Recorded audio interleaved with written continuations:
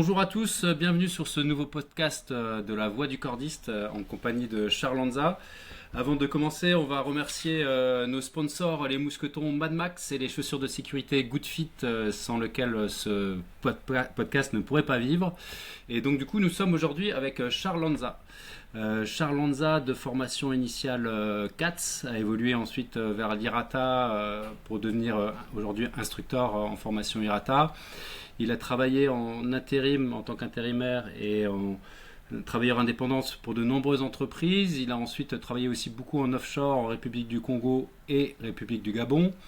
Il a été formateur en IRATA et au CQP Cordiste, ce qui lui a permis ensuite de trouver un petit peu quel standard lui correspondait le mieux. Et il a été également très récemment chef de chantier lors de la 20e campagne de peinture sur la Tour Eiffel. Donc on a affaire à un peu une figure incontournable des travaux sur corde, qui est à la fois street cordiste, où on le voit encore, vous pouvez le croiser dans les rues de Paris avec son kit habillé en noir en train de déambuler pour se rendre à sa nouvelle opération. Et en même temps, c'est aussi un orfèvre en termes de, comment on peut dire, de sécurisation, de prévention, sur toute cette dimension-là, on va dire, pour résumer sur l'approche systémique des travaux sur corde. Donc du coup, bienvenue à toi Charles, je suis content d'être avec toi pour ouvrir ce bal ensemble sur ce nouvel épisode. Bonjour Merci Charles. beaucoup, Phil. Yes, merci, Et- super.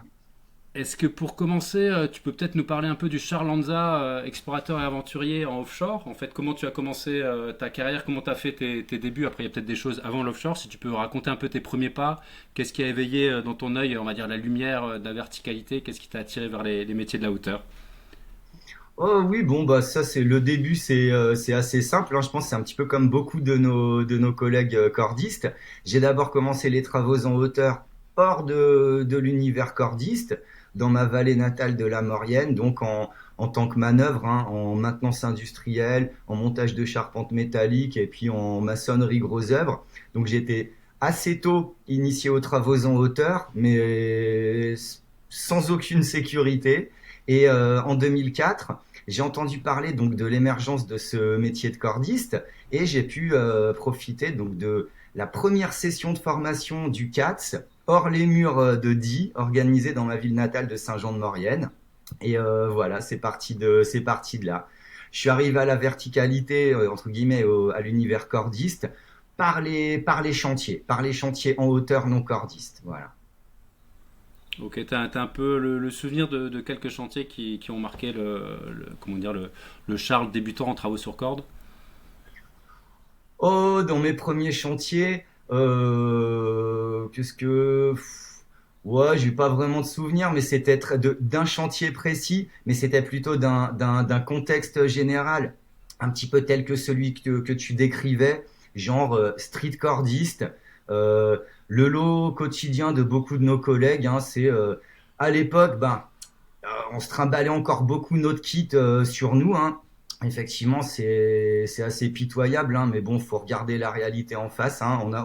On y est tous passés. Donc voilà, c'était beaucoup découvrir Paris en métro, avec mon sac sur le dos, aller de chantier en chantier, après en véhicule de chantier, et voilà. Mais sinon, si ça me fait, je pense, je peux pas quand même pas oublier mes premiers pas de cordiste. C'était juste après que j'ai obtenu le CATS en l'été 2005. Et donc là, c'était du montage de via ferrata. Donc là, j'étais plus dans mon cadre originel de la montagne. Et donc voilà, sur des chantiers quand même assez exceptionnels, hein, de construction et maintenance de via ferrata. Donc voilà, donc une grosse pensée à Yannick, Robin et compagnie, toute cette époque. Et je peux pas oublier de mentionner quelqu'un qui n'est plus parmi nous, Lionel Dupuis, paix à son âme, hein. C'est une personne qui a aussi beaucoup accompagné mes premiers pas, qui n'est plus de ce monde aujourd'hui. Il est mort sur chantier. Voilà, grosse pensée à Lionel.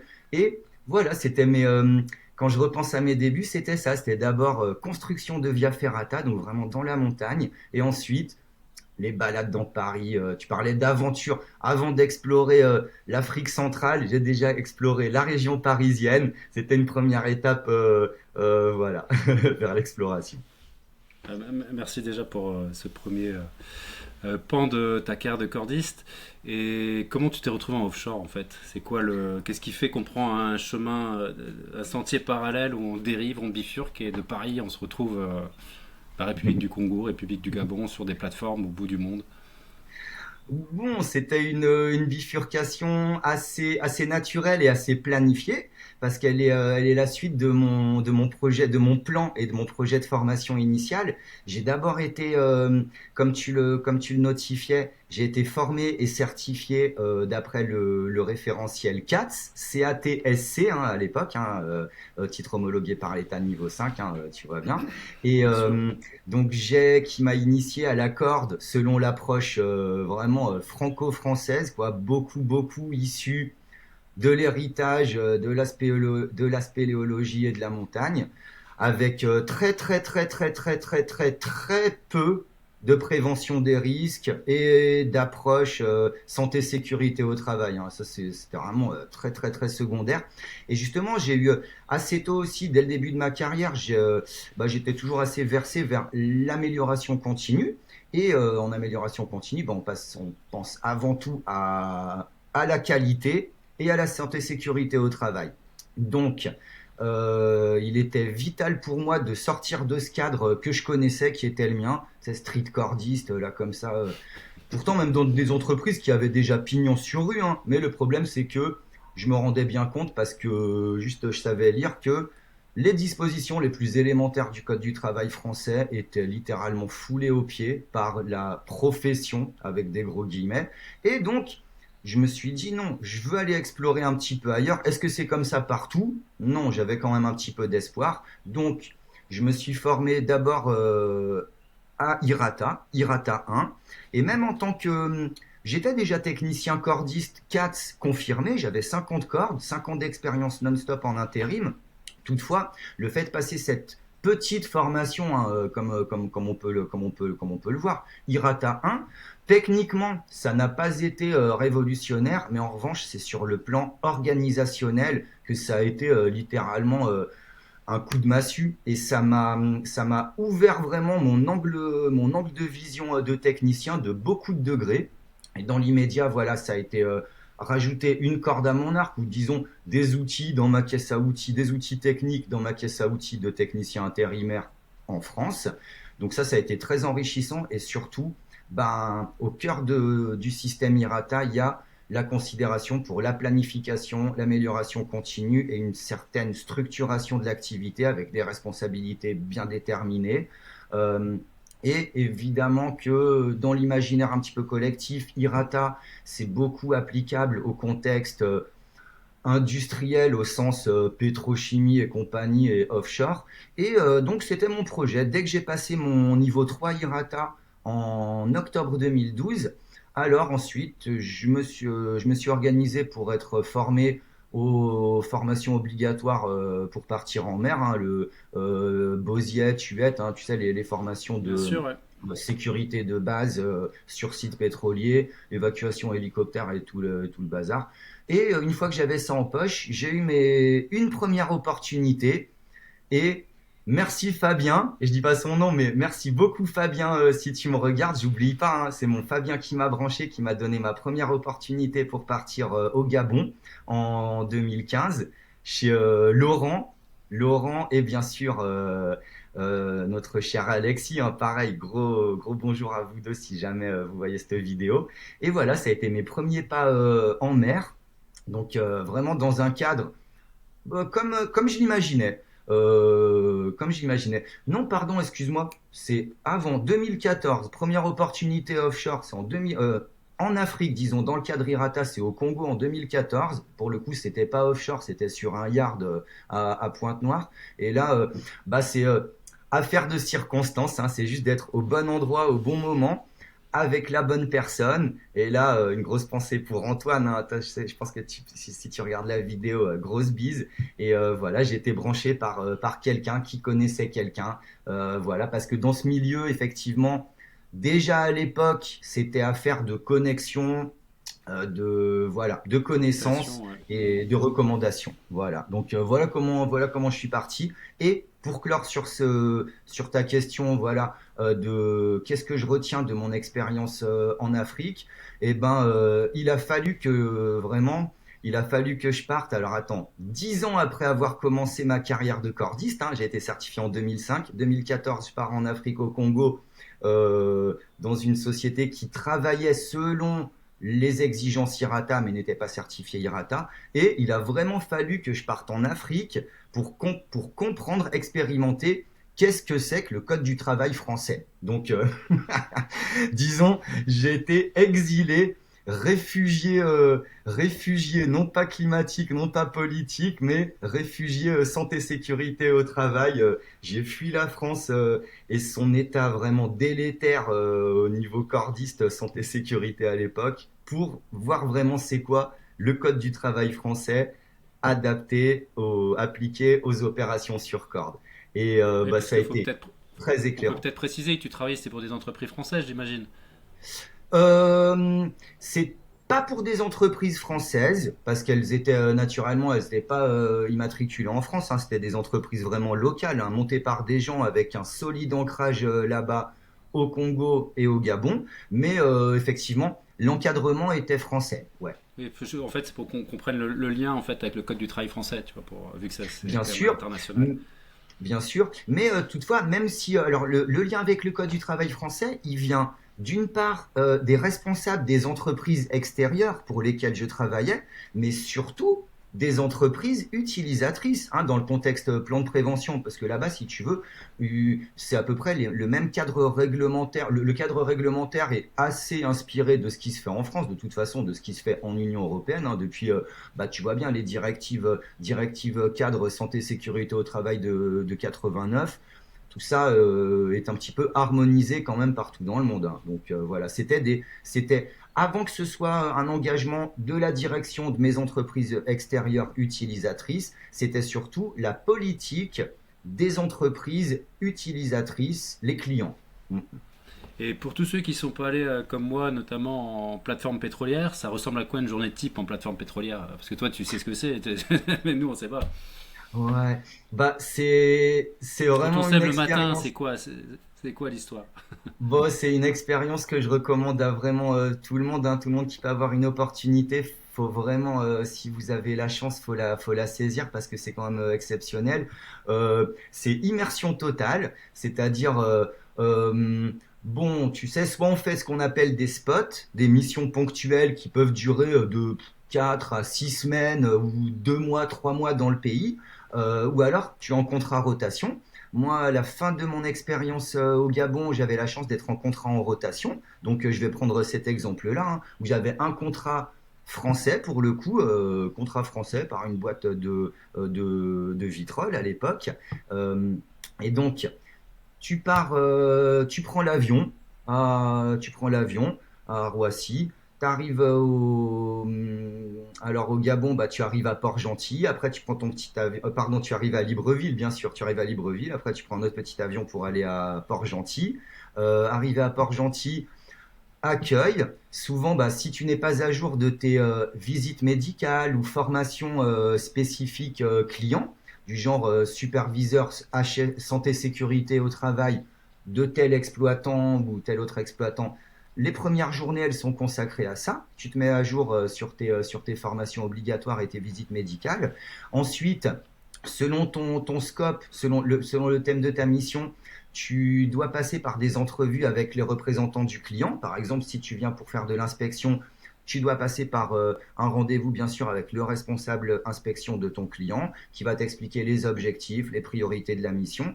Et là, on part en mer pour environ bah, un peu moins d'un mois, hein. De toute façon, c'est maximum un mois qu'on peut rester en mer, pas plus. Donc moi, pour ma part, j'ai jamais fait plus que 25 jours en mer. Donc concrètement, c'est ça. Tu arrives dans le pays, tu fais tes petites réunions, tes mises à jour de formation, visite médicale, et puis un jour ou 2 jours après, alors tu prends le bateau et puis tu pars sur ton site. Et alors, comment ça se passe les journées? Bon, naturellement, sur ce genre d'installation pétrolière, ce qui ressemble à des pylônes, hein, ce qu'on appelle les plateformes type jacket, qui touchent le fond de la mer, environ 50-60 mètres plus profond, on ne peut pas dormir sur les installations. Donc, tous les travailleurs d'un champ pétrolier sont logés généralement sur une barge barge hôtel, hein, où il y a vraiment des lits, toutes les accommodations, un bon réfectoire et tout. Et puis alors là, bah, c'est des assez longues journées. Moi, pour ma part, j'étais superviseur, ce qui fait que j'étais assez profondément impliqué dans l'organisation des chantiers. Donc, les matins, tu te lèves vers 4h30. À 5h, tu peux commencer à prendre un bon petit déjeuner bien généreux, bien copieux. Pour être prêt à environ 6h, tu es sur le pont de la barge, tu attends le petit bateau qu'on appelle les surfeurs qui vient te chercher, t'emmener sur ta petite plateforme, sur ton site. Tu reviens au bout de... Ça dépend. Lorsqu'il est 16h, 17h, et ben, les petits bateaux font le tour et puis ils ramassent tout le monde, ils te ramènent sur la barge. Et lorsque tu es superviseur comme moi, après, il faut encore aller sur la plateforme centre où il y a les bureaux pour participer aux réunions quotidiennes de coordination avec le chef de site, les superviseurs des autres activités, des autres métiers. Et voilà, et ensuite, tu rentres sur ta barge et là, tu manges, tu te douches et c'est le moment de faire les rapports. Donc, c'est vrai que ce sont des journées quand même vraiment à rallonge. Studieuse, ouais. On dirait, ouais, journée, c'est très Ouais, studieuse, ouais.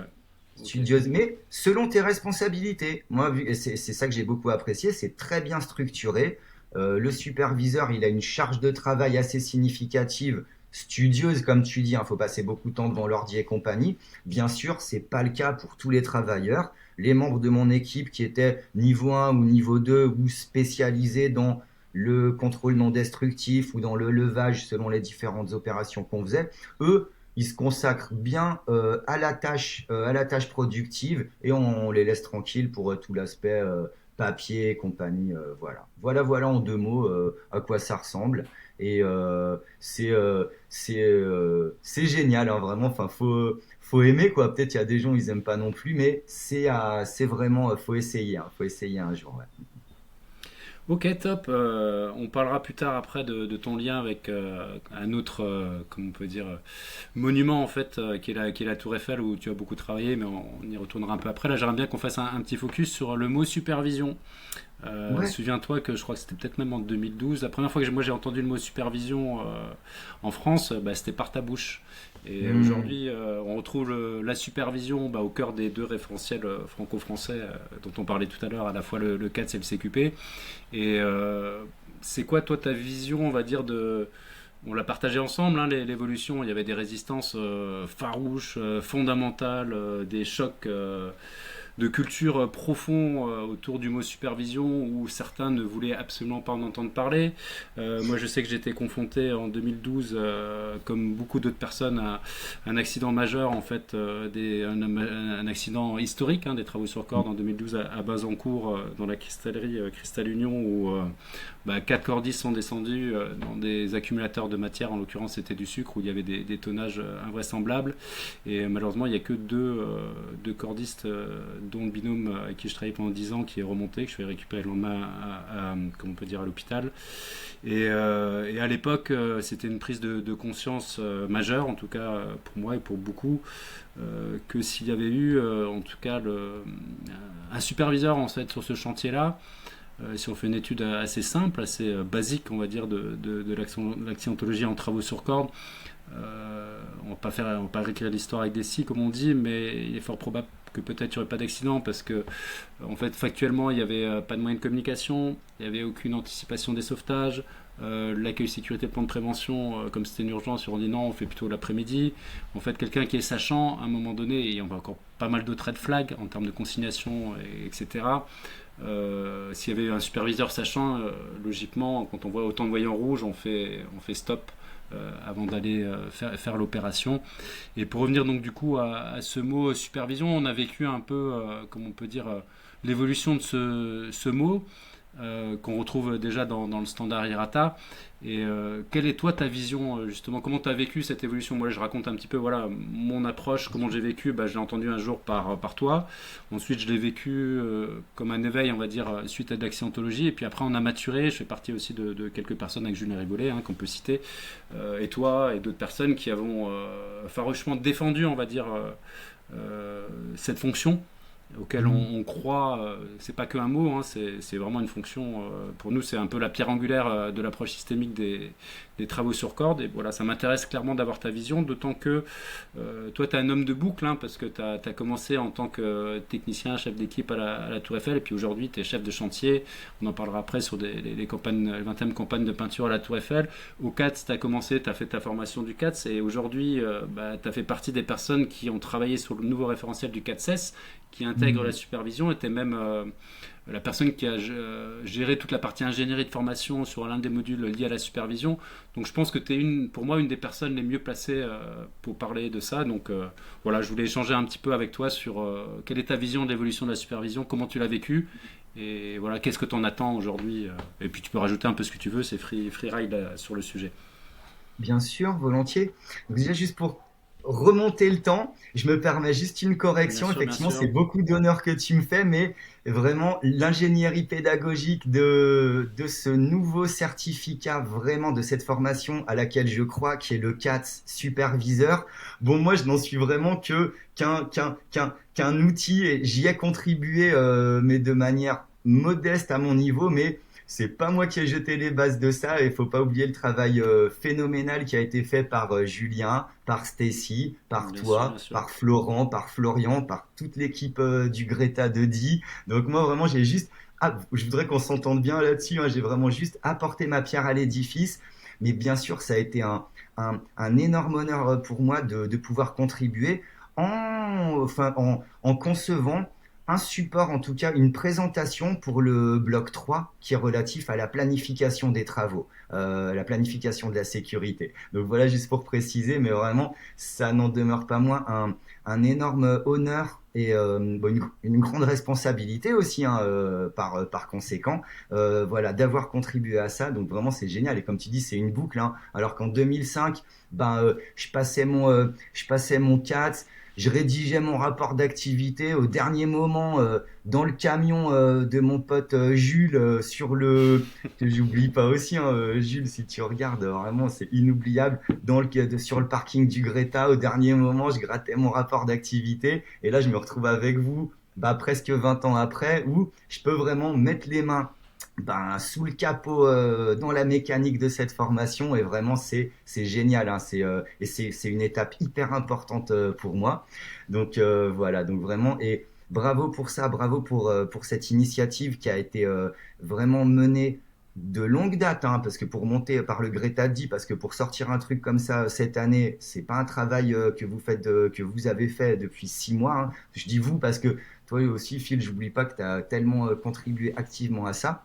Donc voilà, vraiment très honoré. Et ça va, j'en suis persuadé, ça va constituer une vraie avancée pour le métier en France, hein, parce que là, ça vient combler un manque, mais flagrant, et de mon point de vue, mais complètement inadmissible, hein, parce que, tu sais, voilà, on dit, on se rappelle la première fois qu'on a entendu ce mot et tout, mais n'oublions pas, la première fois que des Français qui lisent le français ont pu lire ce mot, oh, c'est en 2004, hein, c'est le 1er septembre 2004, enfin ouais, quelques jours après, hein, lorsque le décret a été promulgué, lorsque le décret 2004-924 a été promulgué, ce terme de supervision, enfin d'adjectif, les travaux doivent être programmés et supervisés mot pour mot, hein, lettre à lettre, hein, de manière à ce qu'un secours puisse être porté à tout moment.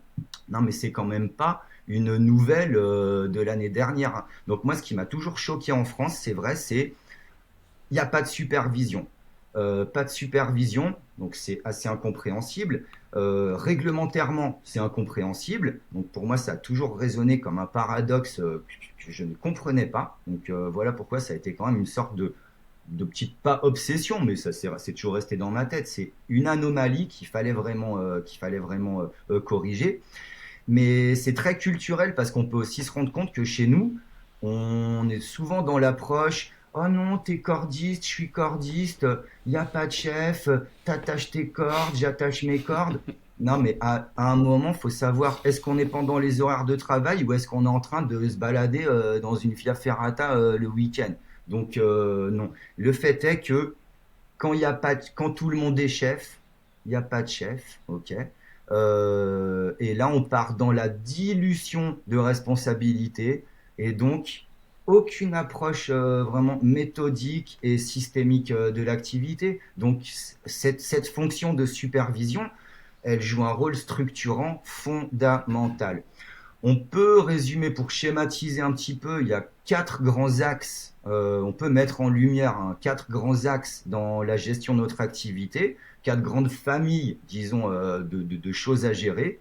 Il y a l'humain, les hommes, les travailleurs, le matériel, l'organisation et la supervision. Et la supervision, c'est la pierre angulaire, c'est la clé de voûte de tout le système. Sans supervision, toute initiative de sélection du matériel le plus pertinent, de maintien en état, d'inspection du matériel, toute initiative parallèle de recrutement de personnel selon les compétences adaptées et compagnie, même tous les efforts d'organisation les plus sincères et les plus efficaces du monde, si on ne rajoute pas cet ingrédient supervision, bah c'est comme si tu construis un édifice sans clé de voûte. Voilà, à tout moment, tout peut s'écrouler. Et malheureusement, notre histoire peu reluisante de la profession en France ces dernières années, bah malheureusement, elle tend à le démontrer par par les performances mais pitoyables en santé-sécurité des entreprises cordistes en France depuis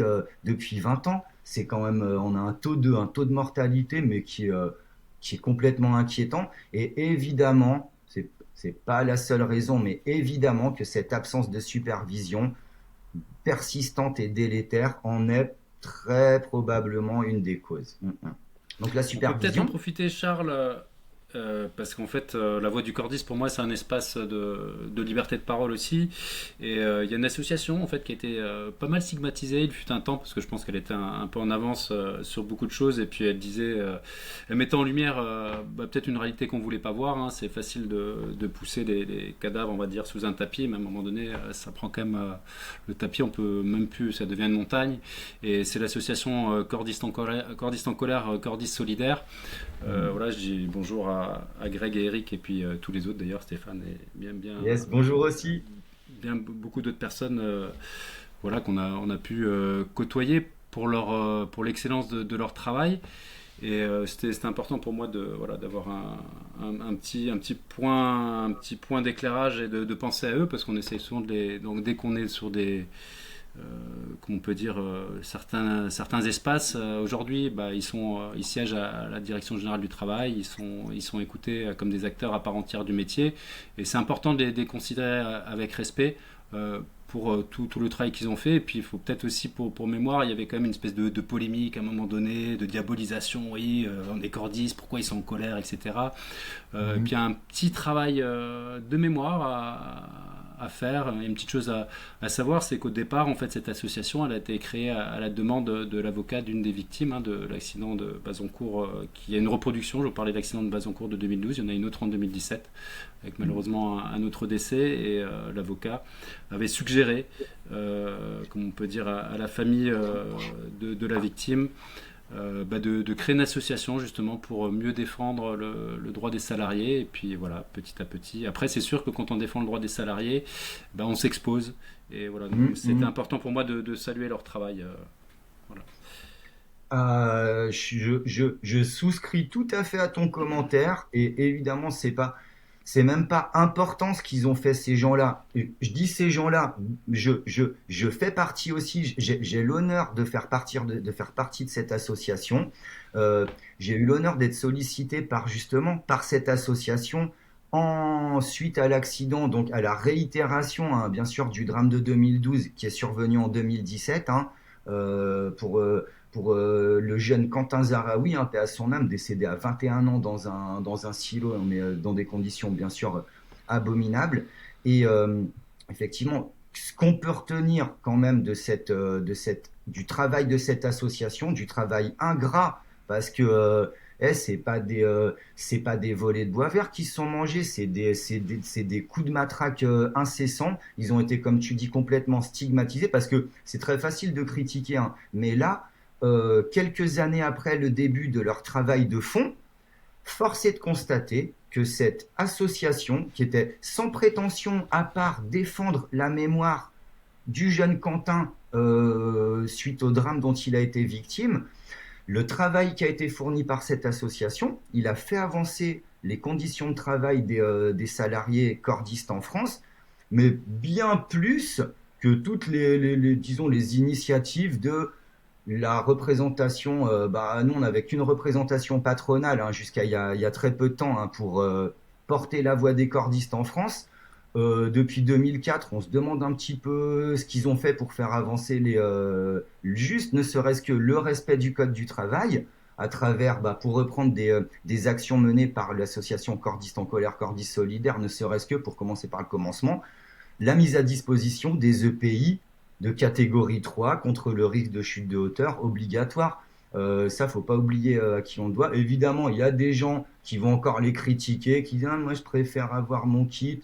C'est bien. Dans ce cas-là, ils ont qu'à monter des boîtes. Faut arrêter d'être salarié si c'est pour continuer à ramener ses propres affaires. Je crois que c'est pas trop le même concept. Bref, mais en tout cas, voilà. Je te rejoins complètement. Il faut souligner le travail qui a été fait par par cette association. Eric, Grégory, ces gens-là, ils sont tellement, et tous les autres autour, bien sûr, hein, ils sont tellement fait critiquer, calomnier depuis des années.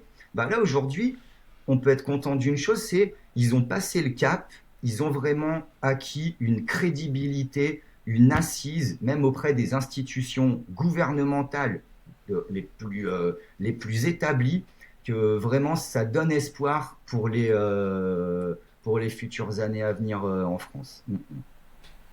Bien sûr, ouais, carrément. La transition, elle est peut-être parfaite parce que du coup, là, effectivement, il siège actuellement à la DGT. Il y a pas mal d'échanges avec plein d'autres acteurs, on va dire, de la profession, hein, France Travaux sur Corde, d'autres syndicats, etc. Et actuellement, on parle beaucoup de certification des entreprises. Et en toute logique, ça risque d'impacter toutes les entreprises et aussi tous les travailleurs indépendants. Parce que il y aura, on parle je crois, une date de mise en application en 2026 déjà, si je ne dis pas de bêtises, ça risque d'aller assez vite. Et est-ce que toi, tu saurais expliquer un petit peu les conséquences, l'effet que ça va avoir un peu pour tous les acteurs de la profession, cette certification Oui, en termes d'obligation pour tout le monde? Mhm. Pour à mon niveau d'information sur ce dossier, Bien je sûr, n'ai ouais. peut-être pas toutes les informations les plus à jour, mais sur le principe, ça va constituer indéniablement une avancée très significative de mon point de vue pour les conditions de travail et la sécurité, la qualité des opérations fournies et pour la prévention des risques. Euh, Parce que malheureusement, en fait, malheureusement, euh, si le code du travail français était appliqué, tout simplement, il n'y aurait même pas besoin de monter cette certification obligatoire des entreprises. Hein. Déjà pour bien recentrer, parce Tout à que fait. faut bien comment dire, intégrer une chose. La réglementation relative aux travaux temporaires en hauteur et spécifiquement aux travaux avec utilisation d'équipements de protection contre les chutes n'a pas évolué d'un pouce depuis 2005. Hein. Depuis la circulaire de mise en application du décret de 2005 et les quelques autres circulaires 2006, 2009 qui ont suivi, il n'y a eu aucune nouveauté réglementaire en France. Hein. Tout le monde est censé connaître le code du travail en France. Apparemment, c'est un petit peu plus compliqué que ça. Certaines personnes, on va pas dire disons qu'elles ignorent le code du travail. On ne va pas dire qu'elles veulent l'ignorer, mais force est de constater qu'elles ignorent le code du travail. Donc, la Direction générale du travail, dans son action de lutte contre les chutes de hauteur, qui sont effectivement l'un des postes d'accidents graves et même de décès les plus importants dans les domaines du bâtiment, des travaux publics et de l'industrie. Juste après, un bon an, mal an, c'est toujours le numéro 2 après les accidents de la route. Euh, Médaille ce, d'argent ouais, chaque année. Ouais. c'est ça. Ouais, c'est ça. Ce sujet de la prévention des risques de chute de hauteur a été pris à bras le corps par la Direction générale du travail il y a déjà quelques années maintenant. Hein. Et l'aboutissement de cette démarche et de ce dialogue tripartite, hein, de tout ce dialogue social entre les institutions, les représentations patronales et salariales et les organismes de prévention des risques dont tu parlais tout à l'heure, il risque de se manifester, il va se manifester se concrétiser par une obligation de certification des entreprises qui prétendent mener des opérations sur corde en France. Alors, Évidemment, ça a fait peur à tout le monde. Quand on entend certification obligatoire, ça fait peur à tout le monde. Mais force est de constater que l'approche du groupe de travail de la Direction générale du travail et de mon point de vue, j'en laisserai chacun juger bien sûr, mais de mon point de vue, elle est fort pertinente. L'idée étant de ne surtout pas mettre le curseur trop haut en termes d'exigence, hein, mais plutôt de créer un référentiel, donc des critères d'évaluation et de certification des entreprises vraiment très modestes qui correspondent aux attendus minimaux vraiment du cadre de prévention réglementaire, hein. Très concrètement, la checklist d'audit de cette certification, ça devrait être vraiment, entre guillemets, le code du travail pour les nuls, hein, en vrai de vrai, hein. Après, c'est vrai que chez nous, là, on part de tellement loin, c'est vraiment déjà tellement le Moyen Âge, là, c'est tellement délétère la situation en termes de prévention des risques de chute dans les entreprises cordistes en France, en général, hein. Oui, je sais, il y en a qui sont vertueuses, ok, mais globalement, désolé, c'est pas ça. Il faut regarder la réalité en face, hein. Et la Direction générale du travail s'en rend bien compte. Les statistiques d'accidentologie parlent d'elles-mêmes, hein. Donc, on peut rassurer tout le monde. Et ça encore, je crois que les gens, on peut dire un petit scoop entre guillemets, sans pour autant bien sûr dévoiler aucun point sensible ou confidentiel du groupe de travail, bien sûr, hein. Mais merci, là il y a beaucoup de gens, ils ne le savent pas, mais ils peuvent dire encore une fois merci à l'association Cordistes en colère, Cordistes solidaires et au syndicat indépendant, syndicat Solidarité Cordiste, pour leur action dans le cadre de ce dialogue social, hein. Parce que c'est avec d'autres acteurs bien sûr incontournables tels que on peut citer l'INRS ou la Caisse nationale d'assurance maladie. Effectivement, ces gens-là aussi ont promu un modèle de référentiel d'évaluation et certification des entreprises très réaliste et qui n'exclurait aucune société, quel que soit son contexte et sa taille. Ok ? Faut que les gens soient conscients d'une chose, si il y avait une seule représentation patronale qui a pignon sur rue depuis longtemps en France, qui avait parlé avec la DGT, alors là, à l'heure actuelle, c'est sûr que, et si la DGT avait écouté ces gens-là, alors à l'heure actuelle, c'est sûr que le marché serait verrouillé, hein. Là, on aurait vu fleurir un monopole ou disons, un oligopole, hein, ok. Il y aurait que quelques entreprises en France qui se seraient accaparées le marché.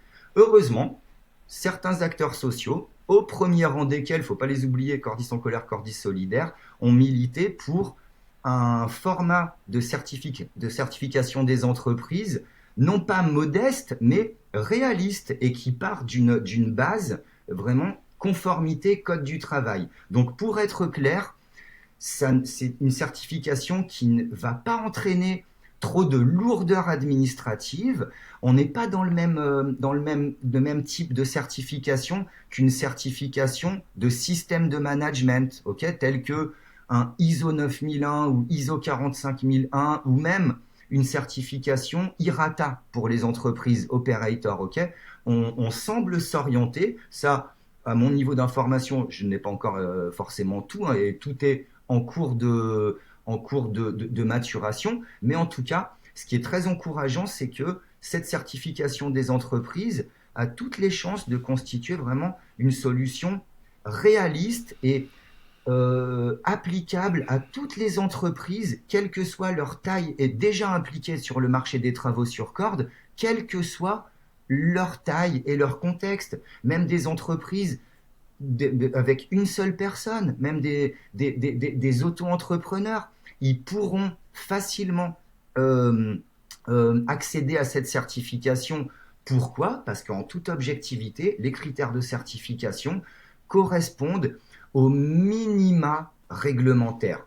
Donc ça veut dire que les gens qui sont pas capables les entreprises qui sont pas capables d'appliquer ces critères dans leur entreprise, bah, c'est tout simplement qu'ils sont pas capables d'appliquer le code du travail, hein. Donc là, il y aura des questions à se poser. Donc moi, pour être très rassurant et très optimiste sur ce projet de certification, c'est qu'on s'oriente vers quelque chose de très ergonomique, réaliste, et vraiment pas démesuré. Très très raisonnable en termes de charges administratives pour les chefs d'entreprise. Ok, bah merci Charles. Là, tu vois, le temps passe. On est déjà à 40 minutes. Après, ceci étant, on a Ouais. le temps.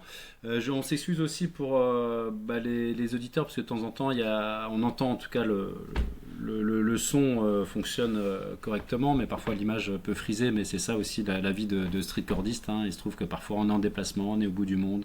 Nos connexions ne sont pas toujours très efficaces. Tous les cordistes reconnaîtront un peu voilà, le mode de communication dans lequel on se trouve parfois. On viendra peut-être avant de finir sur. Toi, tu as une solution technique en fait que moi je trouve très très très intéressante avec un site internet qui s'appelle theropeaccess.com. Mais ça, je fais un petit teaser pour la fin. Parce que j'aimerais bien finir sur ça, que tu nous présentes un peu ton dernier travail, hein, qui est un peu l'aboutissement de ta carrière, dont on a pris des petits morceaux, hein, parce que ta carrière elle est quand même riche. En 20 ans, on fait énormément de choses.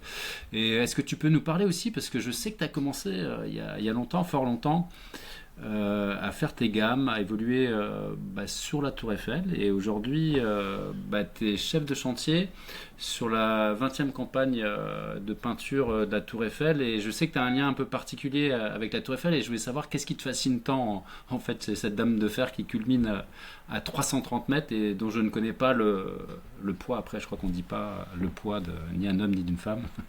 Mais toi, tu dois le savoir, non? Combien ça pèse la Tour Eiffel? Alors non, son C'est poids, pas. là, sa masse, je la connais pas par cœur. Ok, Je ça sais marche. que quand on est sous le troisième étage, on est à 271 mètres. Je sais quand on est un peu plus haut, bon bah officiellement c'est quoi 324 mètres au sommet de 300, l'antenne TNT, 330, hein. dit, 330 Peut-être dit même plus, hein, Wikipédia, parce qu'ils ont mais rajouté encore l'année dernière une antenne Inreos, hein, donc on est environ peut-être un peu plus de 330 mètres. En tout cas, moi, pour les situations de travail que j'ai pu connaître, ouais, c'est plutôt sous le troisième étage, et là on est à 271 mètres. Et juste aussi pour préciser une chose, je ne suis pas actuellement impliqué dans cette campagne de peinture, mais moi j'avais effectivement la chance et l'honneur d'avoir participé à la campagne, la vraie 20e campagne de peinture de la Tour Eiffel, hein, celle qui a débuté en 2009. Et bon, notre groupement n'a pas continué le chantier suite à certaines complications, bon, sur lesquelles on s'étendra pas. Mais effectivement, j'avais l'honneur d'être pour un sous-traitant du groupement chargé de concevoir et installer les lignes de vie, hein, les cordages, hein, pour faire simple, à destination de tous les peintres des deux entreprises du groupement chargées de peindre la Tour Eiffel.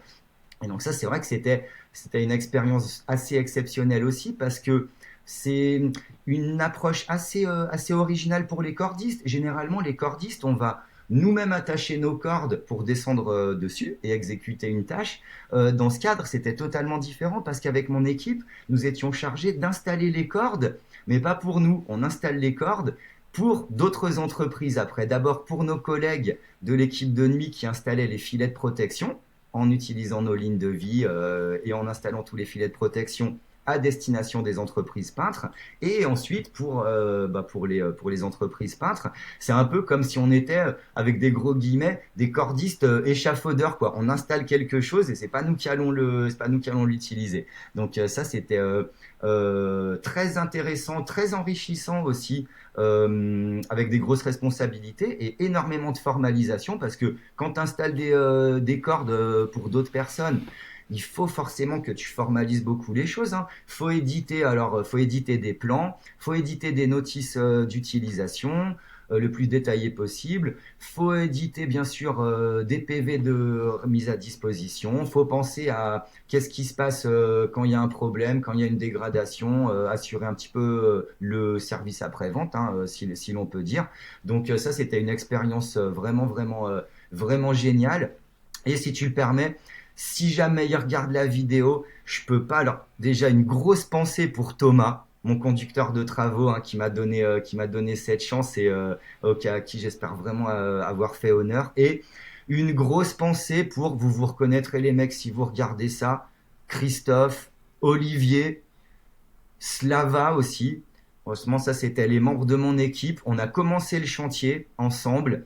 j'ai toujours pu compter sur vous. Et après, à cause du, on n'oublie pas, hein, ça c'est aussi la vie des chantiers, à cause du contexte politico-social sur ce projet, tout est parti en sucette. Il y a eu vraiment beaucoup trop de dissensions. Et voilà, plusieurs années après, j'espère que vous en avez quand même quelques bons souvenirs, les gars. Moi, en tout cas, je pourrais jamais oublier à quel point j'ai pu compter sur vous. Jusqu'à ce que, bon, voilà, après c'était trop compliqué, on pouvait plus, on pouvait plus maîtriser, mais c'était des aspects. Et ça, c'est aussi intéressant, Phil, hein. Là, on n'est pas dans l'aspect ni technique ni organisationnel. Là, on est dans le contexte, hein, socio-politique. Donc, voilà. Il y a Qui des peut choses avoir une sur influence lesquelles sur un on peut chantier, agir. effectivement, ouais, bien sûr. Ouais. Il y a des choses sur lesquelles, bon, on peut pas agir. Donc voilà, mais une énorme pensée. On s'est quitté, voilà, on s'est quitté comme on s'est quitté, mais vraiment, moi je vous oublie pas les gars et un grand merci pour ce qu'on a vécu ensemble, hein. Et voilà. Et parce que pour embrayer aussi sur ce que tu disais, Phil, bah la Tour Eiffel, c'est quand même un monument français, mais incomparable, hein. Ça, je crois, il n'y a pas besoin de te faire un dessin. Et c'est toujours un honneur de travailler dessus. Moi, j'ai eu la chance, hein, déjà, à l'époque de Monsieur Jarnias, hein, Jean-Paul Jarnias, de faire mes premiers pas sur la Tour Eiffel, hein, en 2009-2010, à l'occasion de l'avant-dernière campagne de peinture, la 19e. Et je suis revenu, hein, bien sûr, j'ai fait 2 ans après sur la 20e campagne de peinture. Et avec mon équipe, avec les Christophe, Olivier, Slava et compagnie, et ben pendant 2 ans, on a quand même installé et livré à nos entreprises de notre groupement 40 000 mètres linéaires de lignes de vie, sans aucun retard, pas une heure de retard, pas un jour de retard, et sans aucune chute d'objet. Alors que nous-mêmes, on intervenait en premier, avant tout le monde sur la Tour Eiffel, et avant toute autre entreprise, donc on était un petit peu voilà, exposé. Et ça, c'est grâce à une bonne rigueur aussi de la part de toute cette équipe qui était avec moi, et une bonne organisation de notre part qu'on a pu atteindre ce résultat.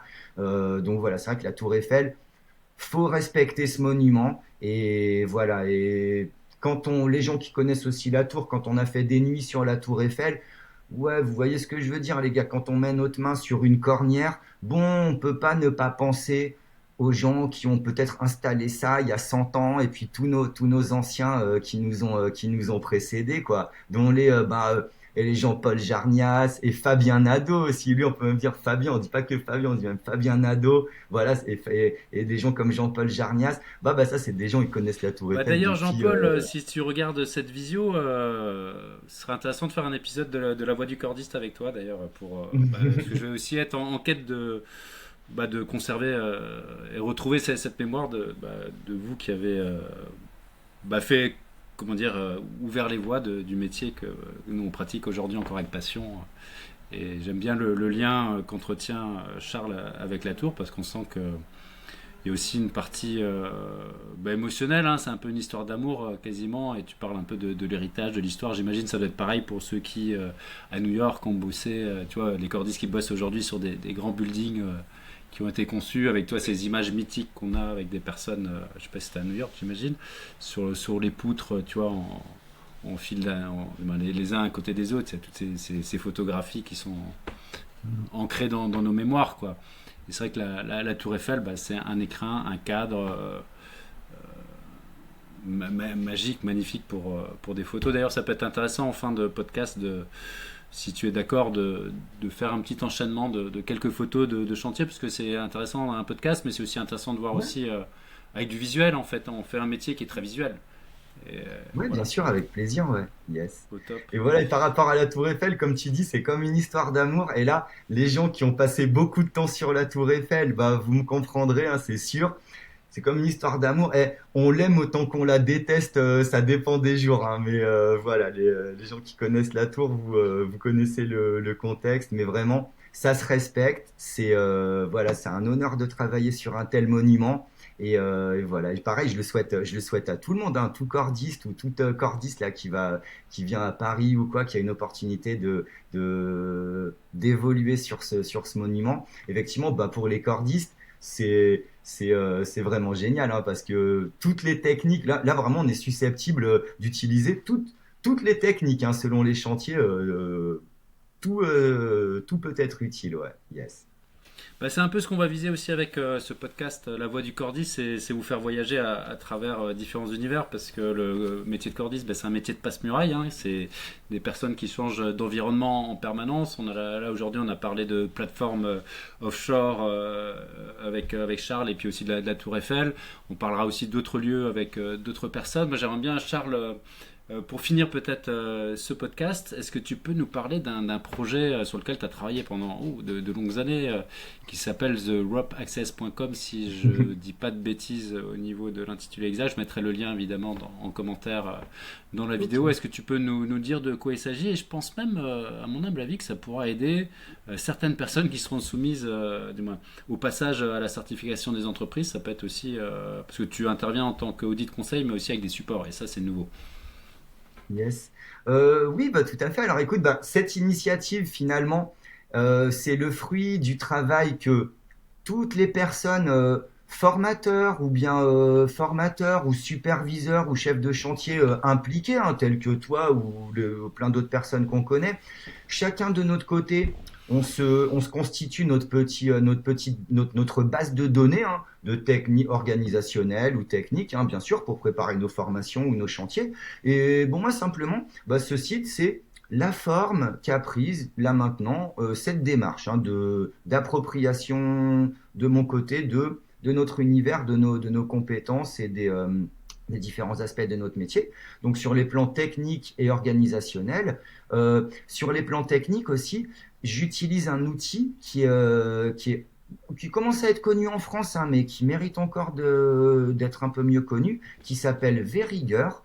Donc un petit logiciel, non, un logiciel de dessin assisté par ordinateur, mais vraiment appliqué aux techniques de corde, qui a été mis au point initialement par des gens qui étaient impliqués dans le secours en montagne, hein, si je me rappelle bien de leur historique.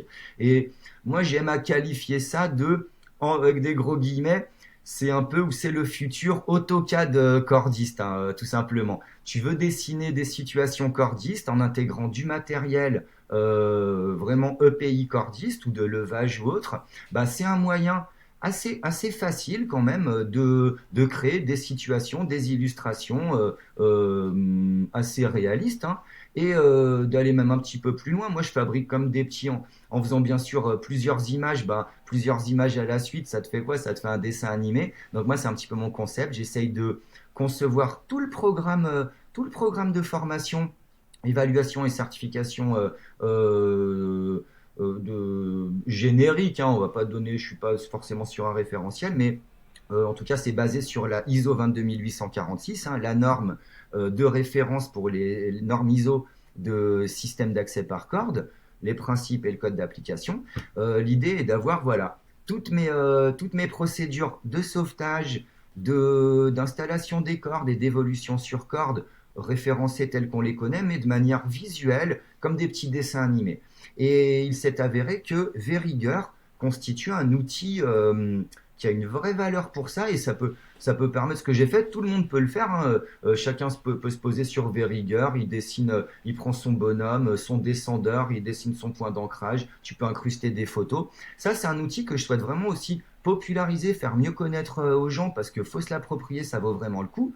Et pour ce qui me concerne, donc il y a l'aspect technique dans europaccess.com et il y a l'aspect organisationnel où effectivement, ben, grâce aux différentes opportunités et responsabilités qui m'ont été confiées dans ma carrière depuis environ 2012, et là une grosse pensée pour Hélène, hein, à Vitrolles chez Atis à l'époque, hein, bah, c'est elle qui est la première qui m'a sollicité pour intervenir dans le cadre de préparation à l'audit de certification d'entreprise pour différents standards, hein, pour IRATA centre de formation, pour CQP cordiste à l'époque, voilà.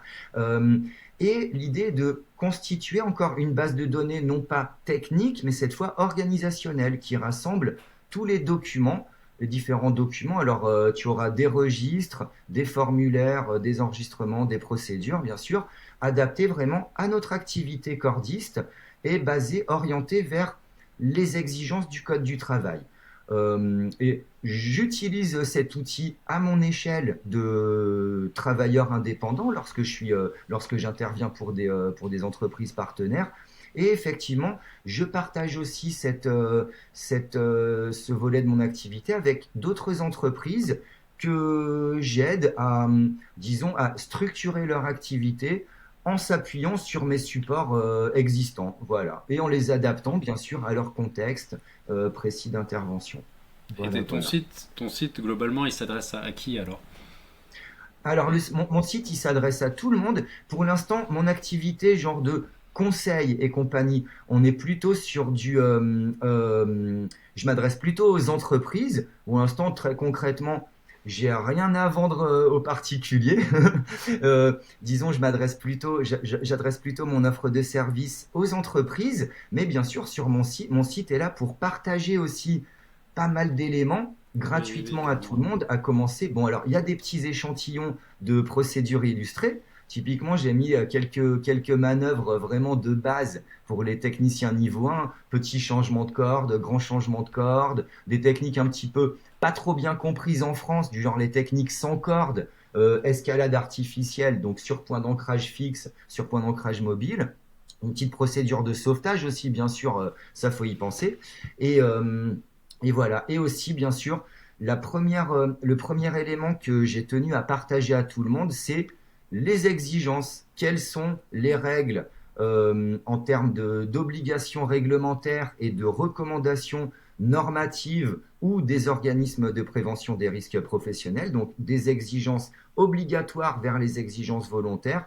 Voilà, ça c'est le premier élément que j'ai souhaité partager sur mon site. Ça prend la forme d'une cartographie sur une page.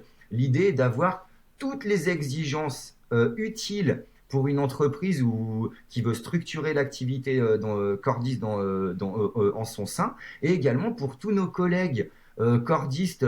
Il n'y a pas besoin d'attendre d'être chef de chantier ou quoi que ce soit pour prendre à bras le corps vraiment ce sujet de la prévention des risques et de l'organisation. Donc voilà, l'idée est en partageant cette cartographie interactive des exigences, parce que bien sûr sur une seule page, tu as toute une organisation logique et hiérarchique des différentes exigences, avec à chaque fois le lien vers la source, vers le texte de référence, de manière à ce que chacune et chacun puisse fouiller, tirer les fils de ce qui l'intéresse. Voilà. Ça, c'est bien sûr, c'est à disposition sur mon site, et je pense que c'est hyper important. Bah, pour qu'on se comprenne tous, il faut qu'on ait les mêmes références. Donc, mon initiative, voilà, ma contribution, ça a été ça en premier. On met à plat les exigences, quelles sont les règles, on s'accorde là-dessus, on n'adhère pas, voilà, mais en tout cas, l'idée est que chacun partage les mêmes règles du jeu, entre guillemets, quoi, c'est le minimum.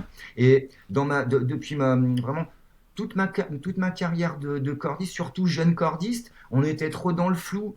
On a été élevés, nous les cordistes français, on a été élevés en entendant des trucs du genre oh non, mais les cordistes échappent au cadre réglementaire, non, les cordistes échappent au cadre normatif, l'AEN 795, c'est pas pour les cordistes. Alors ça, on l'a entendu, cette ineptie pendant des années. Voilà un exemple. Non, ça c'est pas possible. Il faut qu'on s'accorde au moins au minimum sur des exigences communes. Et je trouve que c'est particulièrement regrettable parce que ces exigences réglementaires n'ont pas changé d'un pouce depuis 2005. Donc voilà, c'était ma première initiative, c'est mon premier partage sur ce site. Voilà, voilà. Ben, on te remercie déjà pour cette pierre à l'édifice, ce travail un peu colossal voilà, apporté à l'édifice de la prévention en système d'accès par corde. On n'est pas loin de faire une heure, hein, donc Bien sûr. peut-être pour finir, est-ce que tu auras un conseil avec le recul que tu as aujourd'hui, à donner aux jeunes générations, un cordiste qui arriverait dans la profession? Qu'est-ce que tu lui dirais, voilà, jeune, vas-y, qu'est-ce que tu dirais? C'est quoi ton conseil à un jeune cordiste qui arrive dans notre famille de Rope Access Brothers? Oh, bah, des conseils, il y en aurait plein, mais je peux penser à une chose, c'est il y a deux traits de caractère quand même à entretenir et qui vous sauveront la vie, c'est votre curiosité et votre esprit critique. Voilà, vraiment, c'est les deux traits que je vous invite vraiment à cultiver. Et voilà, creusez les choses vous-même, intéressez-vous. Notre métier, il est hyper jeune, il est à peine en train de se structurer, hein. Mais vraiment, on est encore là, vu l'état du truc en France, on en est littéralement au Moyen Âge. Il y a tout à faire. Donc, inspirons-nous de ce qui se fait aussi un petit peu à l'étranger ou autre, hein. C'est pas parce que ouais, je vais pas être dans le genre l'herbe est toujours plus verte ailleurs que chez nous. Non, pas du tout, hein. Je veux pas avoir ce genre de discours clairement qui est pas pertinent. Mais soyons en veille, voilà, soyons en veille. Observons ce qui se passe un petit peu autour de nous. Retenons ce qui est pertinent et exploitable à notre niveau. Et voilà. N'ayez pas peur, n'ayez aucune barrière mentale. Appropriez-vous votre métier. Il y a tout à faire. Littéralement, là, c'est un terrain vague, le truc, dans l'état où on le trouve, même encore aujourd'hui en 2024. Je grossis un tout petit peu le trait, hein, tu me connais, voilà. Mais c'est juste pour qu'on se comprenne bien.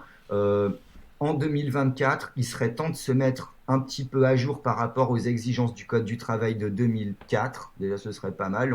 C'est vrai qu'on s'est mangé en France un petit peu 20 ans de retard. Bon, c'est pas grave. Grâce à l'initiative de certains acteurs comme Cordistes en colère, Cordistes solidaires, le CISOCO, la Direction générale du travail aussi qui fait avancer comme ça et d'autres institutions pertinentes. Ça avance dans le bon sens, mais chacune et chacun, et là je m'adresse vraiment aux cordistes, hein, je parle pas aux grands, aux références ou que sais-je, hein. Non, non, les cordistes, niveau 1, niveau 2, les petits débutants, appropriez-vous vraiment le métier, cultivez votre esprit critique et votre curiosité.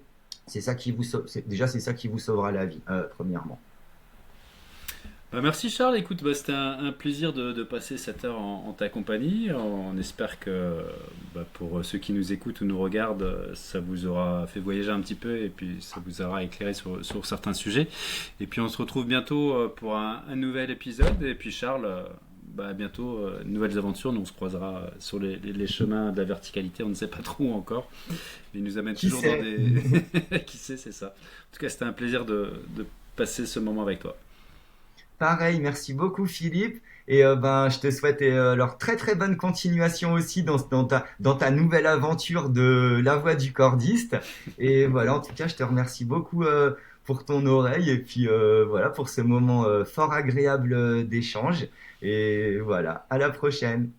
Ça marche. C'est Charles. Bye bye. Bye bye.